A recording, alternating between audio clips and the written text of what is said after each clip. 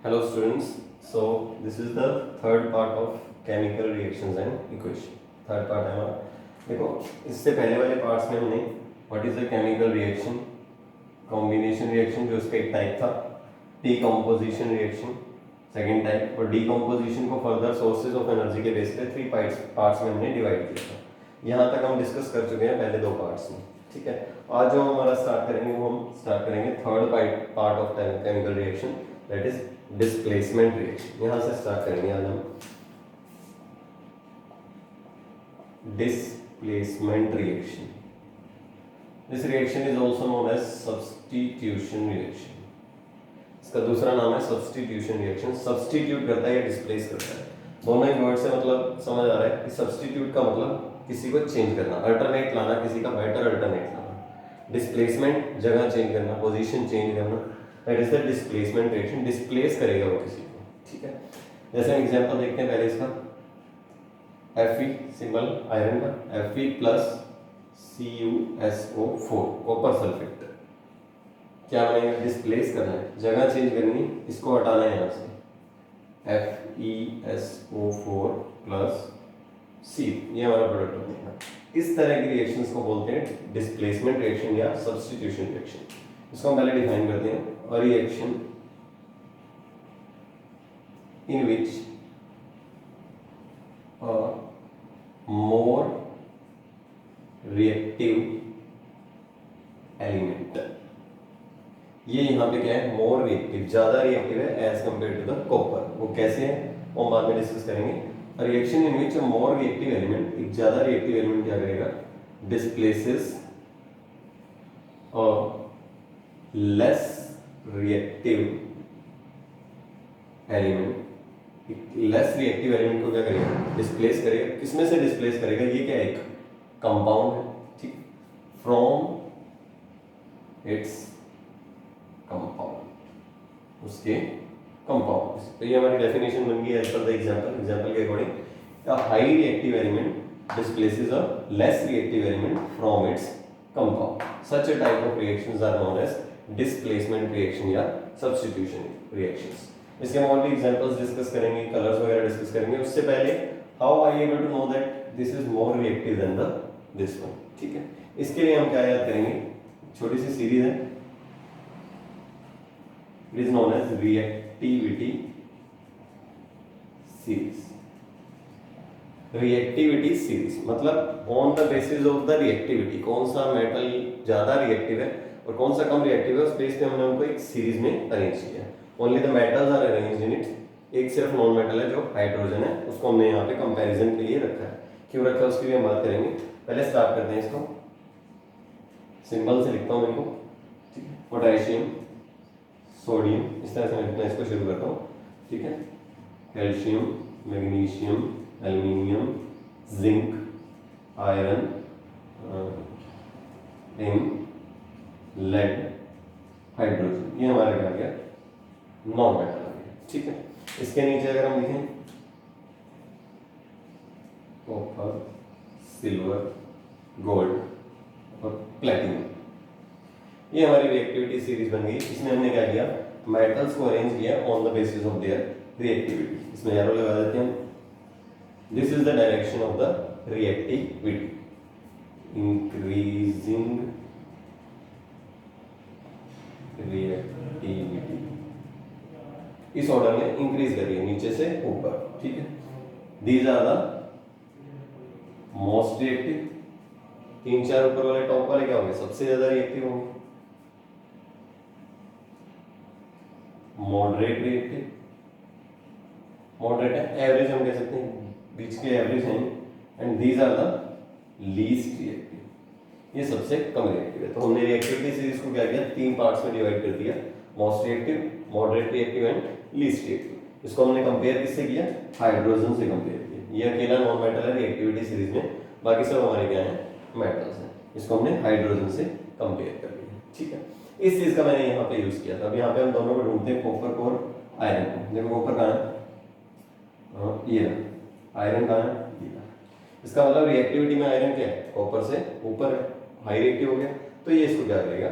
Displace करेगा. इसलिए ये रिएक्शन फॉलो हो गई. अगर यही रिएक्शन इस तरह से होती Cu प्लस FeSO4। अब क्या होता है, कॉपर कहाँ है, यहाँ, आयरन यहाँ, कॉपर आयरन से ज़्यादा रिएक्टिव नहीं है, तो ये रिएक्शन क्या होती है, नहीं होती। So there will be no reaction. यहाँ पे क्या था, no reaction, because least reactive क्या करेगा, मोर रिएक्टिव को डिस्प्लेस या सब्स्टिट्यूट नहीं कर पाएगा। ठीक है, तो ये हमारे डिस्प्लेसमेंट रिएक्शन का हम कह सकते हैं कि बेस है रिएक्टिविटी सीरीज। अगर हमें रिएक्टिविटी सीरीज पता है तो हम डिस्प्लेसमेंट या सब्स्टिट्यूशन रिएक्शन को फॉलो करवा सकते हैं, या हम देख सकते हैं कौन सी रिएक्शन होगी, कौन सी रिएक्शन फॉलो नहीं होगी। अब हम इस रिएक्शन को प्रॉपरली लेवल करके लिखते हैं। इसको देखो कैसे,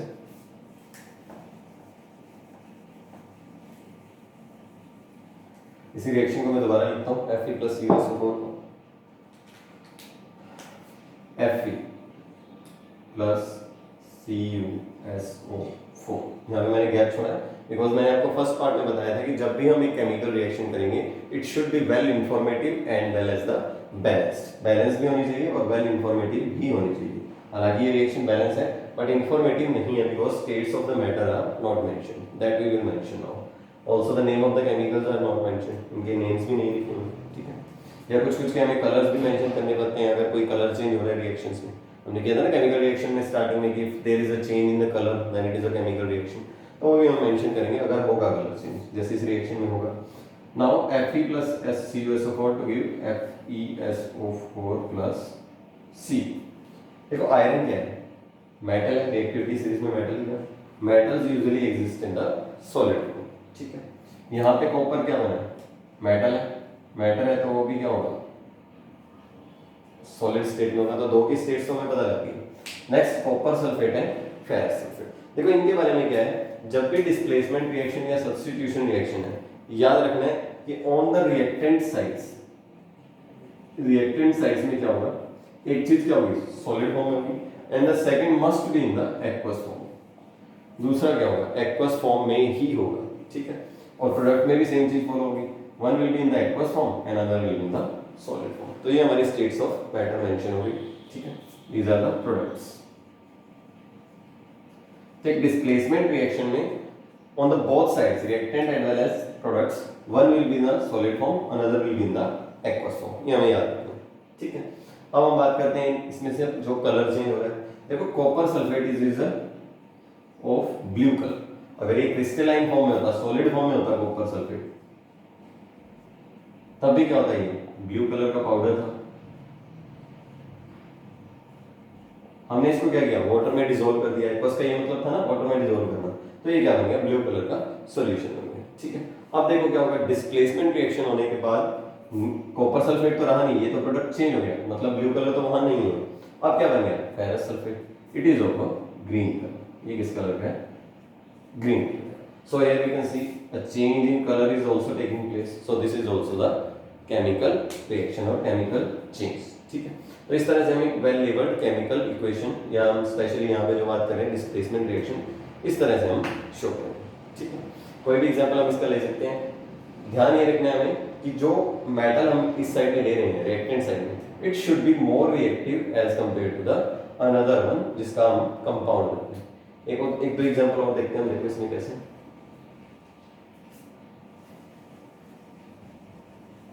मेन आपकी रिएक्टिविटी सीरीज है। अगर रिएक्टिविटी सीरीज को हम ध्यान रखते हैं तो थोड़ा सा इजी हो जाएगा सब्स्टिट्यूशन रिएक्शन को फॉलो करना।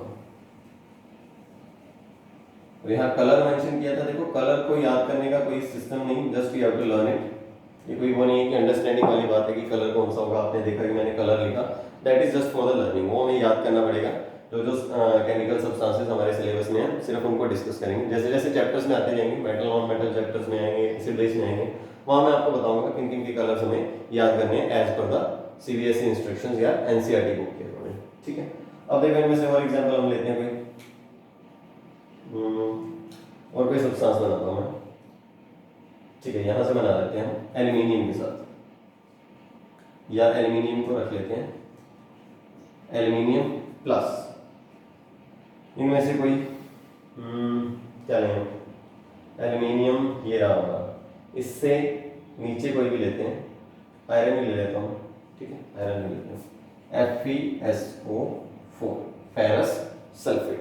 फिर वही चीज है एल्यूमिनियम है मोर रिएक्टिव है as compare to the iron, ये भी हमने देखा aluminium is more reactive than the iron, तो ये भी रिएक्शन फॉलो होगी। अब क्या बनेगा, आयरन डिस्प्लेस होगा, ये ज्यादा रिएक्टिव है तो इसको क्या करेगा, डिस्प्लेस करेगा, तो आयरन तो हमारा अलग हो गया, फेरस अलग हो गया। अब सल्फेट के साथ प्रोडक्ट बनेगा, फिर वही चीज 9th क्लास के अकॉर्डिंग एल्यूमिनियम की वैलेंसी सल्फेट ये क्या है पॉलीएटॉमिक आयन, इसकी वैलेंसी पॉलीएटॉमिक आयन, इसकी वैलेंसी 2, एल्यूमिनियम की वैलेंसी वो भी 2, हाँ नहीं एल्यूमिनियम की वैलेंसी 3 सॉरी।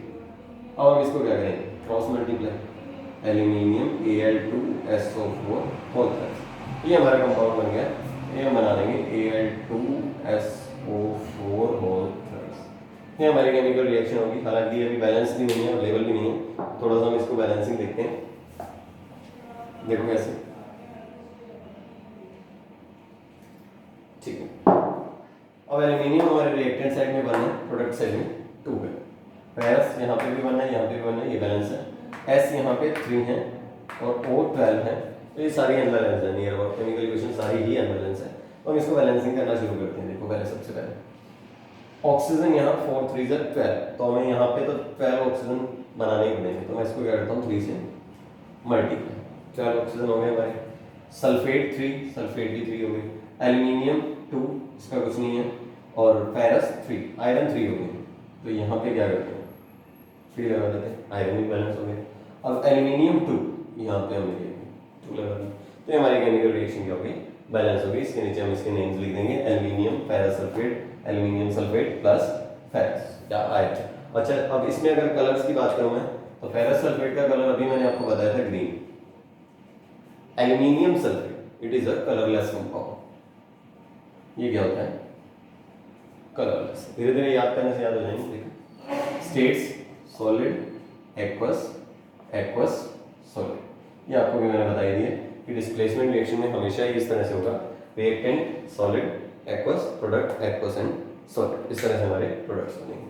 तो ये भी एक रिएक्शन डिस्प्लेसमेंट रिएक्शन या सब्स्टिट्यूशन रिएक्शन का हमारा एग्जांपल हो गया, जिसने क्या किया सब्स्टिट्यूट किया या डिस्प्लेस किया, पोजीशन को चेंज किया। ठीक है, एक एग्जांपल और देखते हैं हम। अच्छा ठीक है, यहाँ स्पेस है, जिंक ये प्लस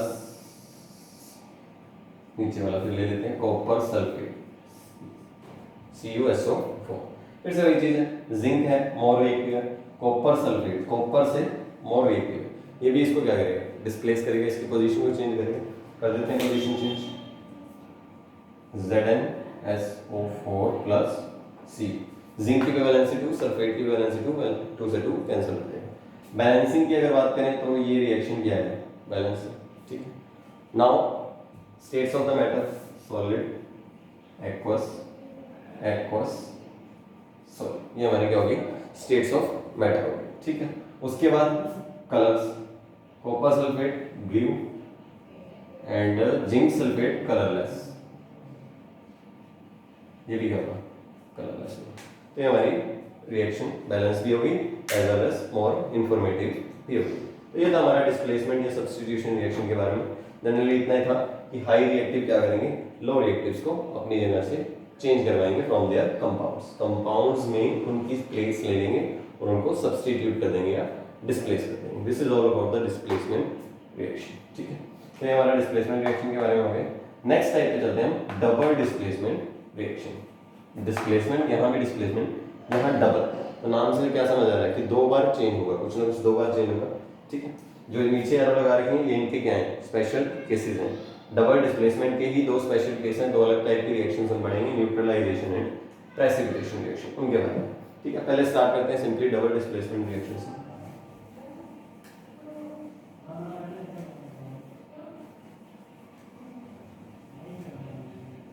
ठीक है, अब देखो डबल डिस्प्लेसमेंट रिएक्शन,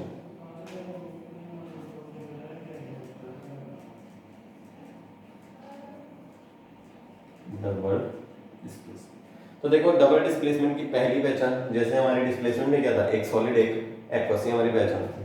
और डबल डिस्प्लेसमेंट में पहली चीज क्या होगी, both the reactants will be in the aqueous form, हमारे दोनों ही रिएक्टेंट्स क्या होंगे एक्वस फॉर्म में होंगे और क्या होंगे कंपाउंड होंगे। ठीक है, दो कंपाउंड होंगे, दोनों ही क्या होंगे, एक्वस फॉर्म में होंगे। प्रोडक्ट जो बनेगा उसमें क्या होगा, एक सब्सटेंस तो एक्वस कंफर्म है, दूसरा एक्वस हो भी सकता है या नहीं भी हो सकता, that depends on the special type of the chemical reaction. ठीक है, एक बार मैं इसको एक्वस ही मान के चलता हूँ कि इस तरह से बनेगा। ठीक है, ये भी दोनों क्या होंगे, कंपाउंड होंगे। इस तरह की रिएक्शंस क्या होती हैं, डबल डिस्प्लेसमेंट रिएक्शन। देखो इसमें क्या स्पेशल है, डिस्प्लेसमेंट से क्या अलग है इसमें।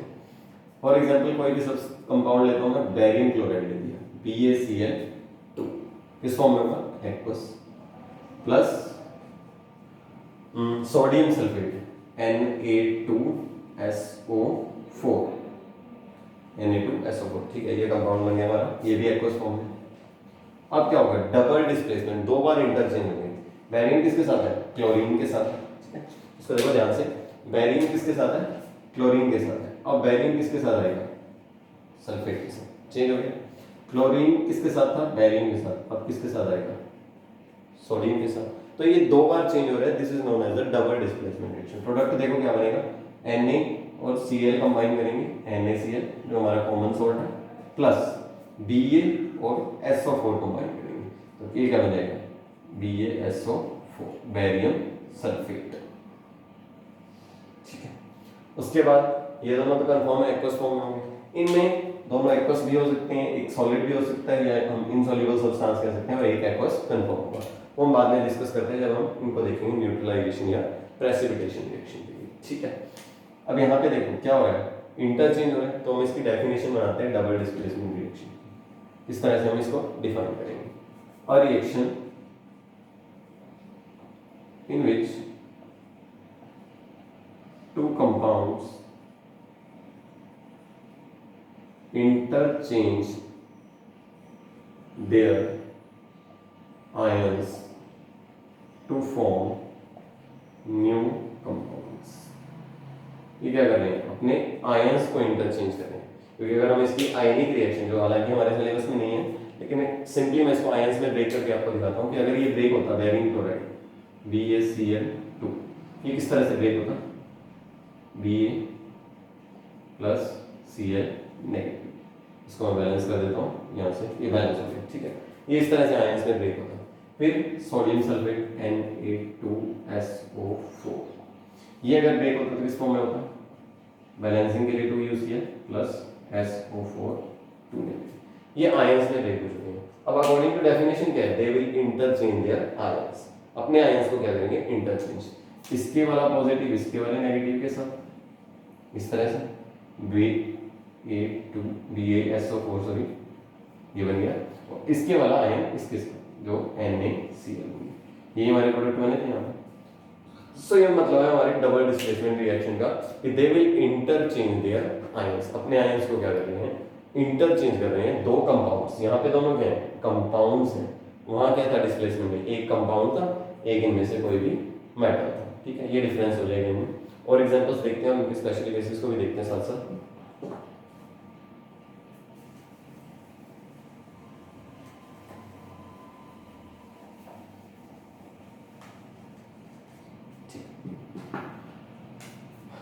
जैसे मैं मान लेता हूँ HCl, ये क्या है, एक कंपाउंड है, ठीक, प्लस NaOH, ये भी क्या है, कंपाउंड।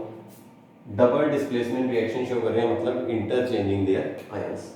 बना के देख लेते हैं, HCl H plus Cl negative, NaOH Na plus plus OH negative, ions में ब्रेक हो गए।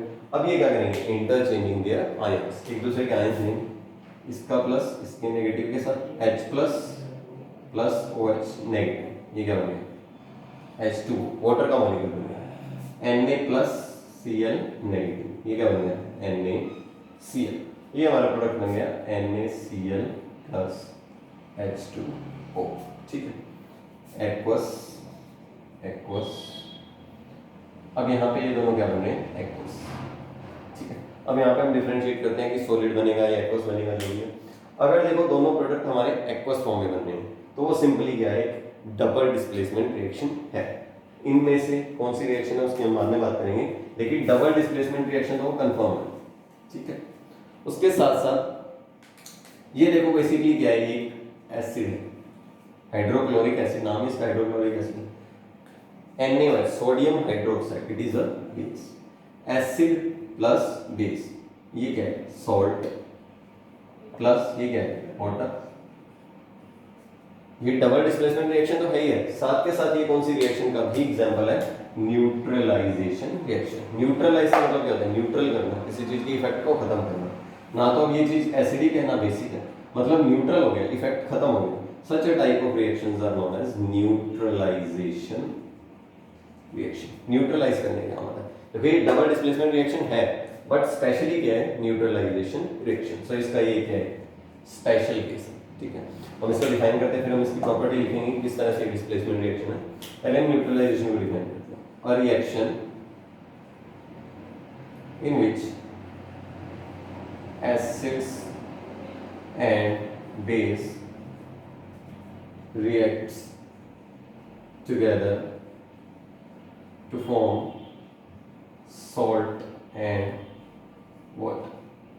इस तरह की रिएक्शन जिसमें एसिड और बेस रिएक्ट करके क्या बना है, salt and water, such a reaction is known as neutralisation reaction. अब देखो जो मैं चीज लिख रहा हूं, all neutralisations reactions are double sorry displacement. सभी न्यूट्रलाइजेशन रिएक्शंस क्या होंगी, डबल डिस्प्लेसमेंट होंगी, ठीक है। But all double displacements reactions need not to be neutralization। सभी न्यूट्रलाइजेशन डबल डिस्प्लेसमेंट होंगी, बट सभी डबल डिस्प्लेसमेंट जरूरी नहीं है कि न्यूट्रलाइजेशन होगी। जैसे अभी हमने जो एग्जांपल देखा था, ये वाला BaCl2 plus Na2SO4 to give BaSO4 plus NaCl। ये रिएक्शन बैलेंस नहीं है, उसको बाद में डिस्कस करते हैं। लेकिन पहले देखो, ना तो ये एसिड है ना तो ये बेस है, ठीक है, ना तो इधर सॉल्ट बन रहा है ना तो वाटर बन रहा है। इसका मतलब ये न्यूट्रलाइजेशन रिएक्शन तो नहीं है। बट हाँ, इसमें दो सब्सटेंस अपने आयंस को इंटरचेंज कर रहे हैं, तो ये कौन सी है, डबल डिस्प्लेसमेंट है। इसका मतलब ये क्या है, डबल डिस्प्लेसमेंट तो है बट न्यूट्रलाइजेशन नहीं। ये क्या थी, ये डबल डिस्प्लेसमेंट तो थी, न्यूट्रलाइजेशन भी थी, या हम कह सकते हैं न्यूट्रलाइजेशन तो थी, डबल डिस्प्लेसमेंट भी थी। तो ये इस लाइन का मतलब है कि all neutralization are double displacement, but all double displacement need not to be neutralization. वो जरूरी नहीं है कि न्यूट्रलाइजेशन होगी, तभी न्यूट्रलाइजेशन होगी अगर एसिड बेस रिएक्ट करके सॉल्ट एंड वाटर बनाए। इस तरह की डबल डिस्प्लेसमेंट रिएक्शन जिसमें सॉल्ट एंड वाटर बने, that is known as neutralisation reaction. अगर हम इसको डिफाइन करते हैं एक और तरीके से कर सकते थे, such a double displacement reaction in which acids and base reacts to form salt and water, such type of reaction are known as neutralization। मतलब इस एग्जांपल को हमने एक तरह से डिफाइन कर दिया कि एक डबल डिस्प्लेसमेंट जिसमें एसिड बेस रिएक्ट करके क्या बनाए, salt and water, such a reaction is known as the neutralization reaction. It is a special case of double displacement reaction, ठीक है। नेक्स्ट बात करते हैं प्रेसिपिटेशन रिएक्शन। फिर से वही चीज है, ये स्पेशल केस किसका है, डबल डिस्प्लेसमेंट रिएक्शन। ये भी किसका स्पेशल केस है, डबल डिस्प्लेसमेंट। देखो कैसे,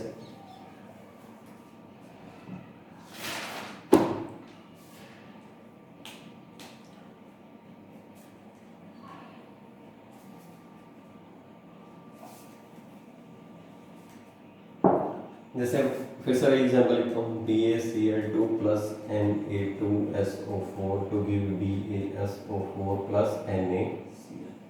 अब देखो इस रिएक्शन में क्या है, मैंने कहा था रिएक्टेंट्स दोनों ही एक्वस फॉर्म में होंगे, प्रोडक्ट हो सकता है दोनों एक्वस हो, जैसे अभी हमने डबल डिस्प्लेसमेंट में देखा था दोनों एक्वस थे, सॉरी न्यूट्रलाइजेशन में हो सकता है एक एक्वस हो एक एक्वस ना हो। एक्वस ना हो तो क्या हो वो देखते हैं, ठीक है। इसमें देखो जो प्रोडक्ट बनेगा ये तो एक्वस फॉर्म में ही बनेगा, लेकिन ये जो सब्सटेंस है ये एक्वस फॉर्म में, लिक्विड फॉर्म में नहीं बनेगा। ये किस फॉर्म में बनेगा, PPT। PPT क्या है, प्रेसिपिटेट। ये क्या बनेगा, प्रेसिपिटेट। प्रेसिपिटेट का मतलब an insoluble solid substance that settles down एक इस तरह का सब्सटेंस जो रिएक्शन होने के बाद क्या है, सॉलिड फॉर्म में और नीचे बैठ जाएगा, इनसोल्यूबल होगा, that is known as the precipitate. Downward arrow यही शो करती है कि वो क्या हो जाएगा, नीचे बैठ जाएगा। ठीक है, ये मैंने फर्स्ट पार्ट में बताया भी था, डाउनवर्ड एरो का मतलब है अपवर्ड, कि गैस उससे इवॉल्व हो रही है। ठीक है, तो अगर एक सब्सटेंस जो प्रेसिपिटेट बनता है दूसरा एक्वस बनता है, such a reaction is known as precipitation. ठीक है, अगर तो दोनों ही एक्वस बनते हैं तब तो वो क्या था, सिंपली डबल डिस्प्लेसमेंट रिएक्शन था। ठीक है, अगर सॉल्ट प्लस वाटर बन रहा था तो न्यूट्रलाइजेशन रिएक्शन था। अगर एक प्रेसिपिटेट बन रहा है या इनसोल्यूबल सब्सटेंस बन रहा है तो वो कौन सी हो जाएगी, प्रेसिपिटेशन रिएक्शन हो जाएगी। इसको भी डिफाइन करना है। सिमिलरली इसको हम दो वे में डिफाइन कर सकते हैं, एक तो जो अभी हमने देखा कि क्या बन रहा है, और दूसरा जैसे हमने पहली वाली को किया था कि डबल डिस्प्लेसमेंट रिएक्शन जिसमें एक इनसोल्यूबल सब्सटेंस बने, वो क्या है, प्रेसिपिटेशन रिएक्शन। ठीक है, देखते हैं इसको। Double displacement reaction in which the one product out of the two will be a precipitate। इस तरह की डबल डिस्प्लेसमेंट रिएक्शन जिसमें क्या हो, एक सब्सटेंस जो है वो प्रेसिपिटेट बने, उसको हम क्या बोलते हैं, प्रेसिपिटेशन रिएक्शन। फिर से वही चीज, all double displacement need not to be precipitation। सभी डबल डिस्प्लेसमेंट जरूरी नहीं है कि प्रेसिपिटेशन होगी, लेकिन सभी प्रेसिपिटेशन रिएक्शन डबल डिस्प्लेसमेंट होगी, ये चीज कंफर्म है। जैसे ये वाला एग्जांपल है, ये डबल डिस्प्लेसमेंट है, ये पहले अगर हम देखें तो ये प्रेसिपिटेशन रिएक्शन तो है, प्रेसिपिटेशन है तो क्या हो गया, कंफर्म हो गया डबल डिस्प्लेसमेंट है, चेक करने की जरूरत नहीं है।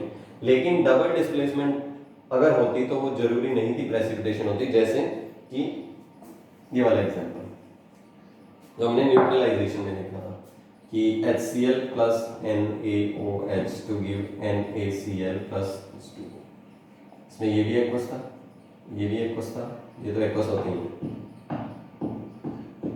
इसमें देखो क्या है, ये डबल डिस्प्लेसमेंट तो है लेकिन इसमें प्रेसिपिटेट नहीं बन रहा, तो ये प्रेसिपिटेशन नहीं है। डबल डिस्प्लेसमेंट है, प्रेसिपिटेशन नहीं है। तो वही चीज मैंने यहाँ पे लिखी है कि डबल डिस्प्लेसमेंट है तो जरूरी नहीं है प्रेसिपिटेशन होगी, लेकिन अगर प्रेसिपिटेशन रिएक्शन है तो कंफर्म है कि वो डबल डिस्प्लेसमेंट होगी। ठीक है, तो ये दो स्पेशल केस थे डबल डिस्प्लेसमेंट रिएक्शन के, neutralization reaction and precipitation reaction. ठीक है, अगर इनसोल्यूबल सब्सटेंस बनता है तो वो प्रेसिपिटेशन रिएक्शन है, अगर दोनों एक्वस फॉर्म में बनते हैं तो सिंपली डबल डिस्प्लेसमेंट है, और उन दोनों एक्वस में से अगर एक सॉल्ट है और दूसरा वाटर है तो वो कौन सी हो जाएगी, न्यूट्रलाइजेशन रिएक्शन हो जाएगी। ठीक है, नियर अबाउट तीनों चीजें सेम है, छोटा सा डिफरेंस है, इसको थोड़ा सा आप अगर प्रैक्टिस करेंगे, याद रखेंगे तो ये चीज याद रह जाएगी। तो ये हमारा नेक्स्ट टाइप था डबल डिस्प्लेसमेंट रिएक्शन, और हमारा सिर्फ एक टाइप रह चुका है एडॉक्स रिएक्शन।